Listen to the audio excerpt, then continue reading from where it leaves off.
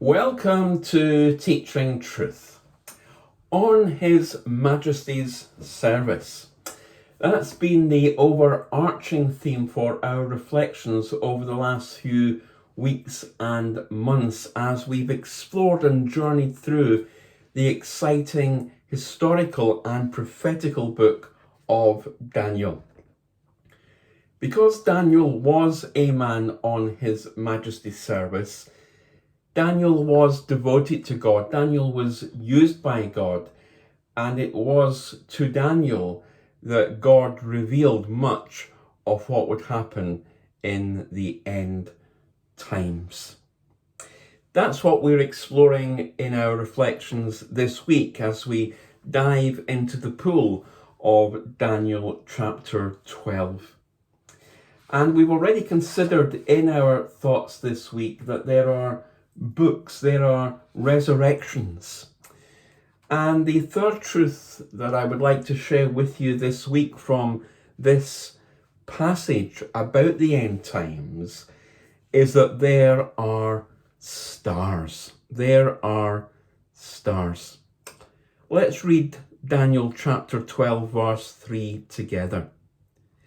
Those who are wise will shine like the brightness of the heavens, and those who lead many to righteousness like the stars forever and ever. This verse contains an amazing truth that should encourage us and excite us. More of that in a moment. But for now, think about who are the stars in our modern culture. If you go out onto the street and ask anyone that question, you'll hear the names of people who are perhaps movie stars or pop stars or sports stars. People that you would probably see pictured in Hello magazine.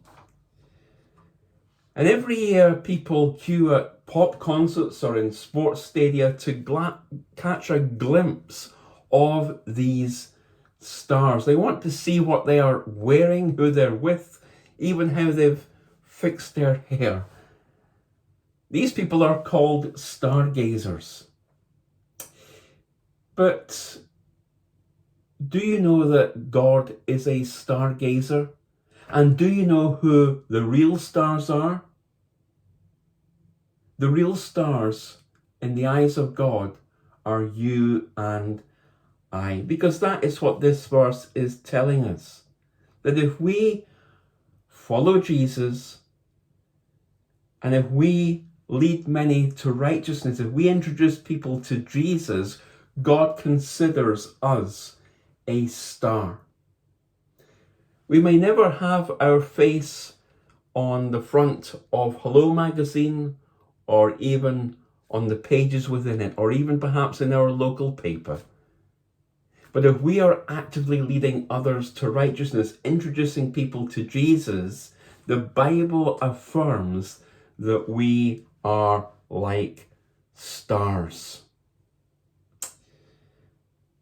My Sunday school teacher is, in the two senses of the word, an absolute star. A man who I hugely respect and love. As much as he is a star humanly, he is also a star spiritually, because he was one who helped lead many to righteousness. He helped introduce me and others to Jesus. When we invite people to Alpha, we are stars. When we share the difference Jesus makes in our workplace with others, we are stars, and so on and so forth. Most of us will have learned when we were little the nursery rhyme. Twinkle, twinkle, little star, how I wonder what you are, up above the world so high, like a diamond in the sky. Well, it's a nice little rhyme, But the reality scientifically is that stars are actually not that little at all, because stars are huge gas-filled balls, if you like, which are burning at incredible temperatures. Some are so far away, and it's hard to get our head round this when we look out on a dark night and on a clear night and see stars.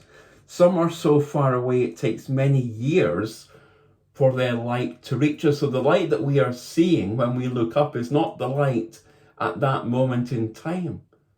It may have been light from many years ago. Isn't God's creation amazing?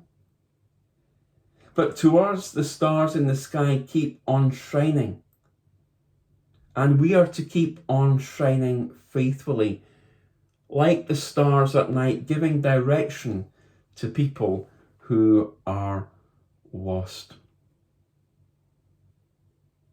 Stars only shine when it's dark.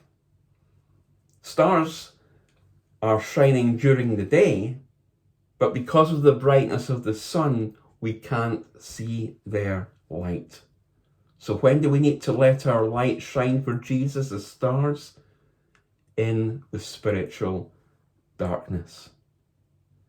It's easy to let our star shine, as it were, or our light shine at church when we're gathered with thousands of fellow believers, when we're in the light, as it were.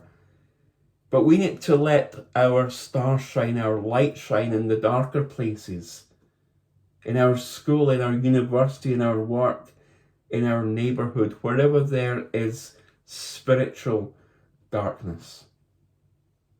Stars only shine when it's dark. Stars shine modestly, but faithfully. See, we don't have to be the big, as it were, loudmouth who's always ramming the gospel down someone's throat. No, not at all. Like the stars, we are to shine faithfully, quietly, as it were, day after day. And stars shine too to give directions. For thousands of years, mariners and other explorers have depended on the stars in the night sky for navigation. And before the advent of sophisticated satellite navigation, sailors looked for either the North Star in the northern hemisphere, hence the North Star, or the Southern Cross in the, you've guessed it, southern hemisphere. And they took a bearing on those stars, and then they knew whether they were going in the right direction or not. And our lives should be, in a sense, like the North Star, which constantly and consistently not only burns brightly, but directs people, navigates people on the sea of life to the harbour of rest to find God. So we are to be God's stars in our day and in our generation. And here's the one big difference to excite you and to encourage you.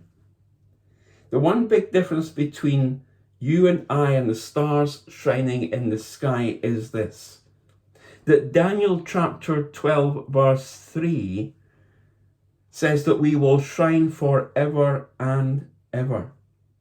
Forever and ever. All the stars in the sky that we physically see on a dark autumn night, including our own sun, hear this, will one day burn out, a bit like a candle or when a match goes out. But when we are one of God's stars shining forever, then be encouraged with this, we will outshine the sun, the moon, and the stars. Isn't that amazing when you think about it?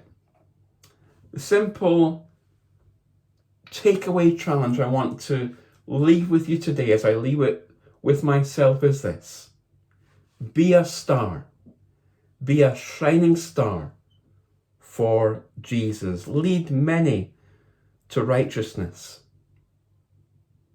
Be a star for Jesus.